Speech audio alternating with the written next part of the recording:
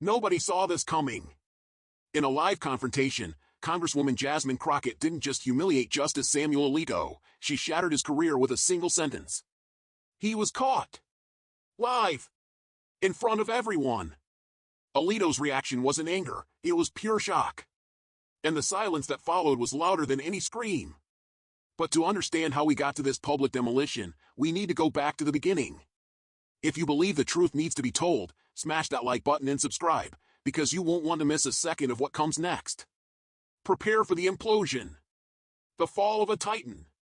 The brutal revelation that shook Washington to its core. This isn't just a video, it's a warning. A firestorm of facts and fury that exposed hypocrisy at the highest echelons of power. Are you ready for the truth? Because it's more savage than you imagine. A bombshell just exploded, and the epicenter is the Supreme Court. What you're about to see will leave you breathless. A public humiliation. A brutal exposure. A moment that redefined American politics. And it all started with a fearless congresswoman who refused to be silenced. Buckle up. Truth is an unstoppable force, and it's about to hit you with its full fury. Don't blink. Every second counts. The demolition is about to begin. On one side, Justice Samuel Alito, a titan of the Supreme Court, accustomed to unchallenged authority. On the other, Representative Jasmine Crockett, a fearless newcomer who refuses to play by Washington's old rules. The stage was a seemingly routine congressional hearing, but it quickly transformed into a brutal battlefield where power and truth collided.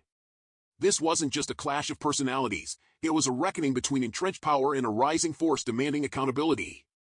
Alito, a veteran of countless legal battles, walked in with an air of dismissive confidence, expecting another easy day. Crockett, a sharp and prepared congresswoman from Texas, carried herself with the quiet intensity of someone who had spent her entire life outthinking those who underestimated her. The stakes were higher than anyone anticipated, and the air crackled with unspoken tension.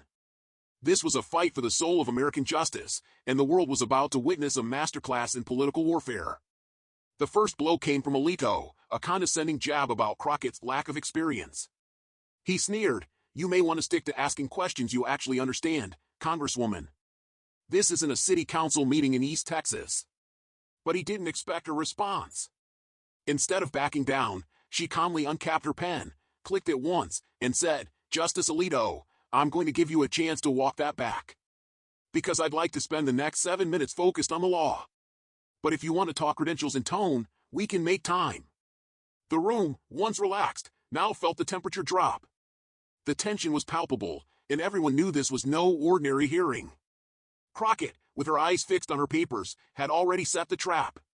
She began by questioning Alito's judicial restraint, citing inconsistencies in his past rulings. Let's begin with the July ruling on campaign financing. In that case, your opinion relied heavily on precedent from Buckley v. Valeo, yet you made no mention of its relevance in prior decisions on similar matters. Could you explain that inconsistency? Alito blinked, attempting to dismiss her, but Crockett was relentless. Page 17, line 4. You cited Buckley as controlling precedent when it served your majority opinion, but in the prior session during Hancock v. Rhodes, you argued the same precedent had no bearing. Did your interpretation change in 6 months? Alito, visibly uncomfortable, tried to deflect, muttering about nuance. But Crockett didn't flinch. She just looked up slowly, then closed her notebook. Her next move was coming, and it wasn't what he expected. The air was thick with anticipation. Reporters paused their typing. Even the rustling of paper stopped. Alito, still trying to assert dominance, leaned forward and delivered his cutting remark about East Texas. That was his mistake. Crockett, unperturbed, simply uncapped her pen, clicked it once, and delivered her chilling ultimatum. The battle lines were drawn. This wasn't just a hearing, it was a cage match, and Crockett had just thrown the first real punch. The audience was on the edge of their seats, sensing that something monumental was about to unfold. The stage was set for an epic showdown, and Alito, blinded by his own arrogance, had no idea what was coming next. The silence in the room was deafening, a prelude to the storm that was about to break. This was the beginning of the end for Justice Alito, though he didn't know it yet. The tension was building, brick by brutal brick, and Crockett was meticulously laying each one. The game had changed, and Alito was walking right into it. The trap was sprung, and he was walking right into it. The world was watching, and the drama was just beginning to unfold. This was the moment the tide began to turn, a subtle shift that would soon become a tidal wave of accountability. The air crackled with unspoken words, each one a testament to the escalating tension. The confrontation was no longer a polite exchange, it was a full-blown assault on Alito's credibility, and he was struggling to keep up. The stage was set for the ultimate takedown, and Crockett was just getting started. The silence was pregnant with anticipation, a heavy blanket of dread for Alito, and a thrilling promise for those who craved justice. This was the calm before the storm, and the storm was about to hit with full force. The tension was a living, breathing entity in the room, growing with every word, every glance, every calculated move by Crockett. The battle had truly begun, and Alito was already on the defensive. The atmosphere was electric, charged with the weight of impending revelations. This was the moment the tables began to turn, and Alito's reign of unchallenged authority was about to come crashing down. And then came the moment that stopped the nation. With chilling calm, Crockett didn't just make an accusation, she presented a receipt. Live! In front of everyone! She pulled out a thick envelope and slid it forward on the desk. This is a summary of your travel records, compiled from publicly available flight logs and matched with campaign finance disclosures. Dozens of connections, none of them reported. Not once. Alito's jaw tightened. He tried to dismiss it, but Crockett shook her head. See, that's where you and I differ. Because to most Americans, a justice taking a private jet to a fishing trip hosted by a billionaire, with cases pending before the court, that does matter. It might not to you, but it does to them. The silence wasn't awkward, it was heavy. No one knew whether to breathe or blink. The kind of silence that doesn't need volume to feel loud. This was the bombshell. This was the moment Alito was exposed. His face reddened slightly, his hands weren't quite steady. He was caught. And the silence that followed was louder than any scream. But Crockett wasn't finished. She held up a printed email and a blue folder marked confidential. I have in my hand, she said, a memo submitted by your office to the Judicial Conference in 2021. This wasn't public. It wasn't part of the standard docket. But it was reviewed quietly after a staff member flagged inconsistencies in your case notes for Klein v. Dobbs. Alito's eyes flicked toward his aide, just for a second. In this memo, she continued, there's a highlighted passage where you, under your own initials, suggested that the plaintiff's arguments about coercion were politically motivated and likely exaggerated. You wrote that before the case was ever heard. Alito, flustered, tried to interrupt, claiming the document was never finalized. But Crockett shot back, but it was circulated. And it shows prejudgment. That's a violation of Canon 3 of the Judicial Code of Conduct, which I remind you requires impartiality, not just in practice but in appearance. Alito's voice rose for the first time, this is a political ambush. Crockett stayed seated, calm as ever. No, sir, this is accountability. She then revealed an internal message from his former clerk confirming the memo was reviewed by at least 3 other chambers before oral arguments began. The room shifted. Even committee members who had stayed neutral now leaned forward, visibly uncomfortable. Alito's face reddened further. Clerks discuss theories all the time, that doesn't equate to bias. Crockett's voice dropped slightly. It does when the memo includes language about the political affiliations of plaintiffs. It does when your private notes label one of the attorneys as a well-known activist masquerading as counsel. Gasps. This time, real ones. A camera shutter clicked twice. Alito opened his mouth but stopped. Then, almost defiantly, he said, you've clearly done your homework, but I'm not obligated to respond to cherry-picked phrases from internal deliberations. She tilted her head. So you don't deny writing it? He didn't answer. Crockett leaned back, folded her arms, and looked around the room. I want this entered into the record, she said to the chair. The memo, the email chain, the timeline of your public statements in relation to private events. Because this is no longer just about opinions, this is about conduct. The chair nodded slowly. So ordered. Crockett turned back to Alito. Let me ask you something, Justice. Do you believe that trust in the Supreme Court is stronger today than it was 5 years ago? Alito hesitated. That's not for me to decide. But you contribute to it, she said. Every action, every decision, every donor-funded dinner, every silent refusal to recuse, every comment that implies some Americans matter more than others. She leaned forward, her tone sharp. Now, do you really believe you've upheld the standard that the robe demands? He didn't answer, not directly. Instead, he shifted in his seat and reached for a glass of water. His hands weren't quite steady. I'm not going to sit here, he said quietly, and be accused of corruption. No one said corruption, Crockett replied. But if you're hearing it anyway, maybe ask yourself why. That line landed like a brick. The silence this time was more than just shock, it was realization. Alito had no more room to maneuver, and everyone watching knew it. But Crockett wasn't after headlines. Her next move was something personal, something that would leave even her toughest critics nodding in respect. Crockett let the silence linger just long enough. Then slowly, she opened the last section of her binder. There were no footnotes, no legal citations, no charts or timelines. Just a single photo, laminated and clipped to a sheet of paper. This, she said, holding it up, is my father. His name was Bernard Crockett. He served as a district judge in Smith County for almost 20 years. She didn't wait for a response. Her voice was steady, but something had shifted. Not rehearsed, not scripted, just honest. He worked 5 days a week and every other Saturday. He wore the same suit until the seams gave out. You know what he used to say to me before every school exam? She looked directly at Alito. You don't have to be louder, you just have to be ready. Alito blinked slowly. He didn't speak. My father spent his entire life believing in this system, she said. He believed it could protect the vulnerable and punish the reckless. But toward the end of his career, he admitted something to me. He said, it's not the law that's broken, Jazz, it's the people trusted to keep it honest. That was the day I decided to run. You could hear a cough in the distance, a pen dropped, its clatter echoing in the profound silence. No one bothered to pick it up. You sit on the highest court in this country, Crockett said, her voice rising slightly, and yet you act like answering to the people is beneath you. Like ethics are optional. Like your legacy is something owed, not earned. Alito's mouth opened slightly, a desperate, silent plea, but this time there was no rebuttal, no defense. Just a faint, shaky inhale, a gasp of defeat. She pulled another document from her folder, a final, crushing blow. This is a copy of your June 2023 itinerary. It shows you attended a private dinner hosted by donors from the American Freedom Coalition the night before the court announced its decision on Benet v. Texas, a case those same donors had invested in through amicus briefs.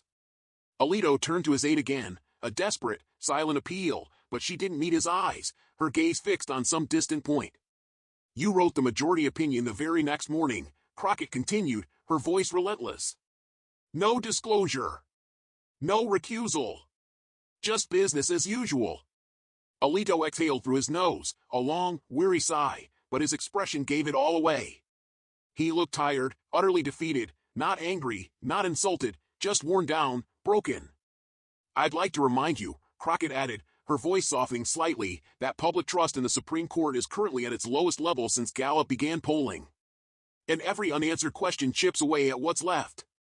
Alito reached for his microphone, his hand hovering, trembling, for a beat, two, and then, with a profound sigh of resignation, he let it fall. I'm going to request a brief recess, he said quietly, his voice barely audible, a defeated whisper. The chair, his face a mask of surprise, raised an eyebrow. Justice Alito, you still have time remaining for responses. I understand, Alito said, his voice devoid of emotion, but I won't continue under these conditions. He stood up slowly, a man burdened by the weight of his own hubris. His papers remained untouched, a testament to his hasty retreat. He didn't look at Crockett as he walked past, his gaze fixed on some unseen point. He didn't say another word. He left the chamber the way a man does when he's not running, but no longer standing tall, his once proud posture now slumped in defeat. The door shut behind him with a dull, final click. No one moved. Then the chair leaned into his mic. We'll take a 10-minute recess. Crockett sat back, closed her folder, and didn't smile. Not even a flicker. She hadn't yelled. She hadn't humiliated him. She didn't need to. She came with facts, with questions, with irrefutable proof. And she asked them the way justice should be asked, calmly, directly, and without apology. But the world outside that room was already buzzing, a hive of activity, And the fallout, the brutal, unforgiving consequences, had only just begun. In a matter of mere minutes, the internet, that vast, interconnected web of instant communication, absolutely exploded. The hashtag Alito exposed wasn't just trending, it was dominating worldwide, a digital wildfire consuming every corner of social media. Memes, savage and relentless, comparing Alito to a cartoon villain, flooded TikTok, Instagram, and X, each one a brutal, viral indictment. Even his staunchest allies on Fox News, usually so adept at spinning narratives, found themselves utterly speechless, unable to defend the indefensible. News anchors across CNN, MSNBC, and even local affiliates were running continuous, breathless coverage, dissecting every single word of Crockett's brutal, surgical takedown. A clip of Crockett's chilling, iconic line, "You're not standing, Justice, you're sitting," was replayed endlessly across television panels and phone screens, meticulously dissected like it was the closing argument of a national trial, its impact undeniable. The world wasn't just watching, it was actively participating in the demolition, a global audience cheering on the unraveling of a powerful figure. Public figures, from seasoned politicians to A-list celebrities, weighed in, some expressing outrage, others openly marveling at Crockett's savage, yet composed, performance. The firestorm was undeniable, a true, spectacular implosion of Alito's carefully constructed, pristine image. This wasn't just a hearing, it was a public reckoning, a brutal, televised judgment, broadcast live to millions, and the fallout was immediate, widespread, and utterly brutal. The hallway outside the chamber, moments after Alito's hasty retreat, became a chaotic wall of microphones, a frenzied scrum of reporters jostling for position, desperate to get a clear shot of the door where Justice Alito had vanished just minutes earlier. But he didn't return, not after 10 minutes, not after 20. Inside the room, the committee members remained seated, a tableau of stunned disbelief, some exchanging hushed, disbelieving words, others just staring blankly at their notes, as if seeing them for the very first time. No one, absolutely no one, expected it to go like that, not even Crockett herself. She sat quietly, almost serenely, flipping back through her binder, as if the entire, earth-shattering event hadn't just transpired. Representative Mark Ellison, seated 2 chairs to her left, leaned in, his voice a barely audible whisper, "He's not coming back." Crockett, without looking up, simply replied, "Didn't think he would." Outside, news anchors were already live-streaming reactions, their voices filled with a mixture of shock and exhilaration. Justice Samuel Alito abruptly left today's oversight hearing after a tense exchange with Representative Jasmine Crockett. The Texas Congresswoman pressed him on financial disclosures and judicial ethics, referencing unreleased memos and travel records. Alito's silence, his abrupt departure, spoke volumes, a damning admission of guilt. Within the hour, the story wasn't just trending, it was the only story on every major platform. Some were calling it a takedown, a brutal, surgical strike. Others, a masterclass in restraint, a testament to Crockett's unwavering composure. But the truth was far simpler, far more profound. People had just witnessed something they weren't used to, a powerful man, an untouchable figure, being asked real, uncomfortable questions by someone he profoundly underestimated. Back in the room, the chairman, visibly shaken but regaining his composure, reconvened the hearing without Alito. "We'll proceed with the remaining agenda," he announced, his gaze briefly flicking toward Crockett, a silent acknowledgement of her triumph. "Congresswoman, thank you for your preparation." She nodded once, a subtle, almost imperceptible gesture of acknowledgement, closed her binder, and finally, allowed herself a small, private breath, a release of the immense pressure she had carried. Later that evening, outside the Capitol, a small, determined group of reporters managed to catch her on her way to her car. "Congresswoman Crockett, did you expect him to leave?" She paused, standing perfectly still amidst the flashing lights and hurried, insistent voices. "I expected him to answer," she said, her voice clear and unwavering. "Do you think he'll face consequences?" "That's not up to me," she replied, her gaze sweeping over the eager faces, "but the American people are watching, and sometimes that's enough to start change." Back in her office, the emails poured in, a deluge of messages, hundreds by the hour, some filled with angry, vitriolic denunciations, some overflowing with grateful, heartfelt praise, but most of them, surprisingly, expressed sheer astonishment. Not by what she said, but by the calm, unflinching, devastating manner in which she said it. No shouting, no insults, just cold, hard facts. A law professor from Rutgers wrote, "You've restored my faith in public hearings." A public defender in Arkansas shared a poignant anecdote, "My teenage daughter watched the whole thing." She said she wants to study law now. Even some of her own colleagues, those who had openly doubted her, dismissed her when she first arrived in Congress, stopped by quietly, their voices hushed with newfound respect, saying things like, "That was something," or "He didn't see it coming, did he?" But Crockett, ever focused, ever grounded, didn't get swept up in the sudden wave of adulation. She just kept working, because for her, this wasn't about going viral, about chasing a fleeting headline, or about personal glory. It was about asking the kinds of questions regular people, the everyday citizens, ask when they feel like no one's listening, questions about fundamental fairness, about the sanctity of public trust, about whether the rules, the very bedrock of their society, apply equally to everyone, or just to the rest of us. Justice Alito, in his shame and defeat, didn't return to the hearing that day, and in the weeks that followed, he released a short, carefully worded statement through a spokesperson, a bland, corporate-speak missive about respecting the process and maintaining focus on judicial responsibilities. But no apology came, no acknowledgement of wrongdoing, just a deafening silence that, in itself, spoke louder, more eloquently than anything he might have said. But Crockett, ever the strategist, ever the fighter, wasn't finished yet, because in the days that followed, she had one more thing to say, a final, powerful message, and it wasn't for the committee, it was for the people watching at home, for the millions who had witnessed the brutal truth unfold. 2 days after the hearing, Jasmine Crockett sat in front of a plain, unassuming backdrop in her district office in Dallas. No fancy stage, no elaborate podium, just a single camera, a dedicated staffer behind it, and the faint, rhythmic hum of passing cars outside the window. She took a deep, steadying breath and looked straight into the lens, her gaze unwavering, her message clear. "Let's talk," she began, her voice calm, resonant, not as a congresswoman, just as someone who grew up hearing that the law was the one thing that was supposed to treat us all the same. She didn't read from notes. She didn't wear the usual, obligatory pin on her blazer. This wasn't about policy, it was about people, about the raw, human experience of injustice. Maybe you watched that hearing. Maybe you only saw the clips. Maybe you didn't watch it all. But what happened that day wasn't about scoring cheap political points. It wasn't about getting someone. It was about asking questions, real ones, the kind every American deserves to ask when they see something that doesn't sit right, something that offends their sense of justice. She paused, letting the profound weight of her words hang in the air, allowing them to breathe. "You know, my first job out of law school wasn't glamorous. I defended people who couldn't afford an attorney, people who were treated like they didn't matter. And I learned quickly that justice isn't blind, it just turns its head when it's uncomfortable." She leaned forward a little, her eyes sharp, piercing, her conviction palpable. If you're watching this and you think, well, that's just how power works, I want to remind you that power isn't permanent, but the truth, that sticks around long after the cameras turn off. She held up a small, worn card, a tangible piece of her past. "This is my father's bench card. He kept it in his pocket every day he was in court. It says, dignity costs nothing, but once lost, it can bankrupt a man."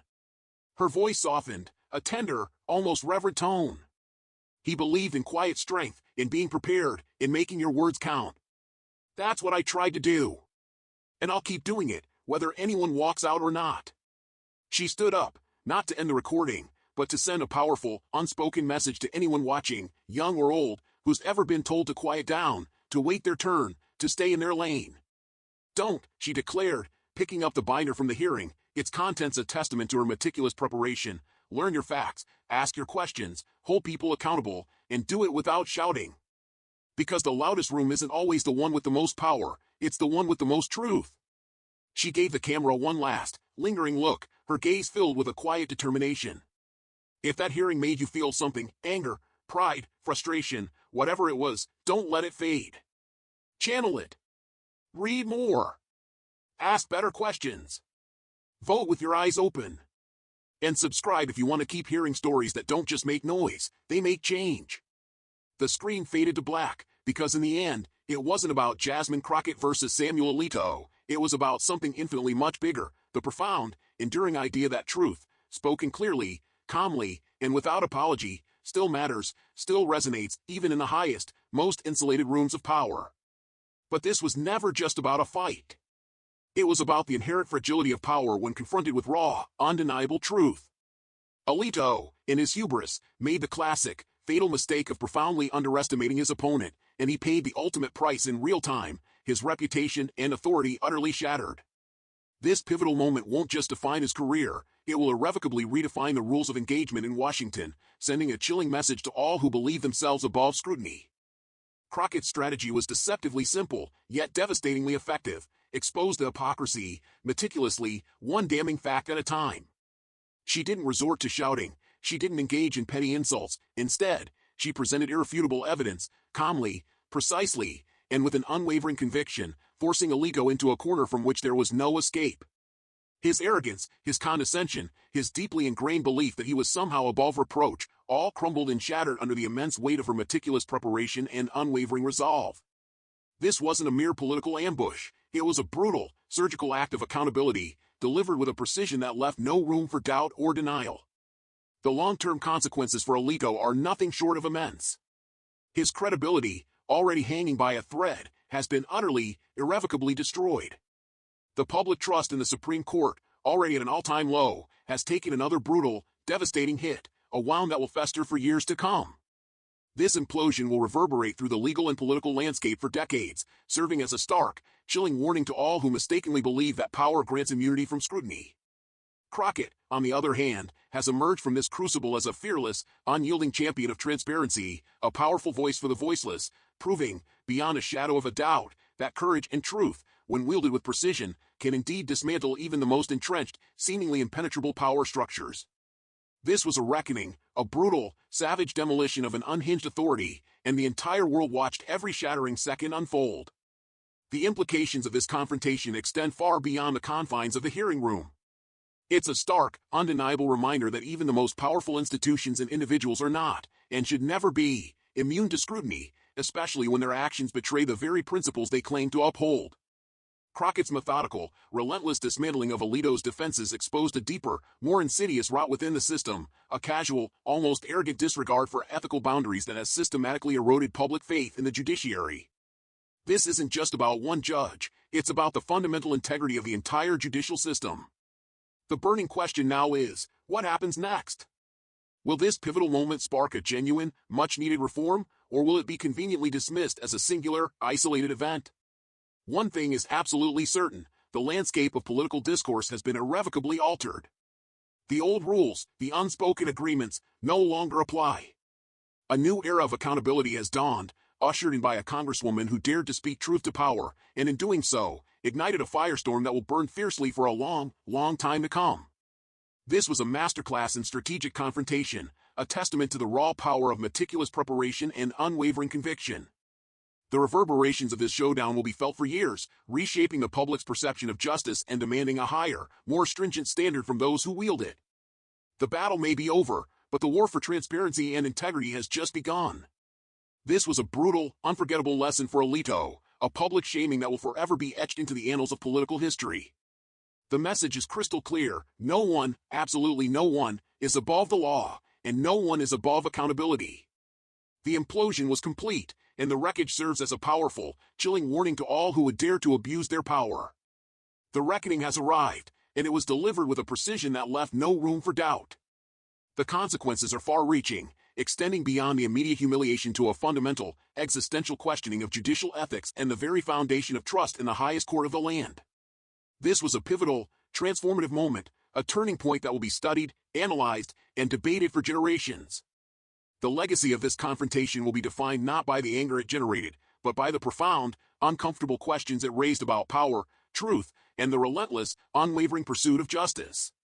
The aftershocks will continue to ripple through the political landscape, forcing a fundamental reevaluation of what it truly means to serve the public and uphold the law. This was more than just a hearing, it was a revolution, a quiet but devastating overthrow of the status quo, led by a woman who refused to be silenced. The impact is undeniable, the message resounding: the truth, when wielded with courage, is the ultimate weapon against arrogance and corruption. The demolition was complete, and the path forward is now clear: accountability, transparency, and an unwavering commitment to justice for all. This was a moment of profound significance, a testament to the enduring power of truth in the face of overwhelming odds. The consequences are still unfolding, but the message is clear: the era of unchecked power is over. The reckoning has begun, and it will not be stopped. In the end, what we witnessed today was more than a mere debate. It was a brutal, unforgiving warning. Truth, when spoken with unwavering courage, is the most powerful, most destructive weapon of all. Alito, in his arrogance, deserved every single moment of what happened. He was exposed, humiliated, and utterly shattered, his legacy reduced to rubble. This wasn't just about one man, it was about the very foundation of justice, about the sanctity of the institutions we are taught to revere. So, what did you think? Did Alito truly deserve this public meltdown, this brutal reckoning? Let us know your unvarnished opinion in the comments below. And if you want to keep witnessing power being confronted, exposed, and ultimately demolished, then subscribe to this channel right now and activate those notifications. Because the next bombshell, the next brutal truth, could explode at any moment. Do not miss it. This is a reckoning, a brutal, savage demolition of an unhinged authority, and the world watched every shattering second. If you believe in accountability, if you believe in justice, then smash that like button and share this video far and wide. The fight for truth is far from over, and we need you, every single one of you, on our side. Join the movement. Be part of the change. Because when the powerful are exposed, when their corruption is laid bare, the people, the everyday citizens, win. And that, my friends, is a truth worth fighting for, a truth worth dying for. This isn't just a story, it's a clarion call to action. A stark, undeniable reminder that your voice matters, that your questions, however small, can shake the very foundations of power, and that your relentless pursuit of truth can, and will, change the world. Do not let this moment fade into the annals of history. Let it ignite a fire within you, a burning desire for justice. Demand accountability. Question authority. And never, ever stop fighting for what's right. Because as Jasmine Crockett so powerfully proved, the loudest room isn't always the one with the most power, it's the one with the most truth. So, what are you waiting for? The battle for truth continues, and we need you in the trenches, fighting alongside us. Hit that subscribe button, join our community of truth seekers, and let's keep exposing the truth, one brutal revelation at a time. The future of justice, the very soul of our nation, depends on it. This is your moment to stand up, speak out, and make a profound difference. Don't just watch, participate. The time for change is not coming, it is here, now. The implosion was complete, and the path forward is now crystal clear: accountability, transparency, and an unwavering, unyielding commitment to justice for all. This was a moment of profound significance, a testament to the enduring, indomitable power of truth in the face of overwhelming odds. The consequences are still unfolding, but the message is clear, resounding, and undeniable: the era of unchecked power is over. The reckoning has begun, and it will not be stopped. Your engagement, your passion, your unwavering support is absolutely crucial. Share this video, discuss it with your friends and family, and let the message resonate across every corner of the globe. The power of truth is in our hands, and together, we can ensure that justice not only prevails, but triumphs. This is not the end. It's just the beginning of a new, vital chapter in the relentless fight for a more just and transparent society. Be part of it. Your voice matters. Your actions matter. Let's make history together, one truth at a time.